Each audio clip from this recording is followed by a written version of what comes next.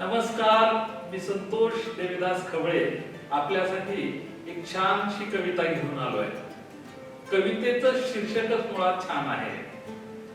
प्रत्येकातील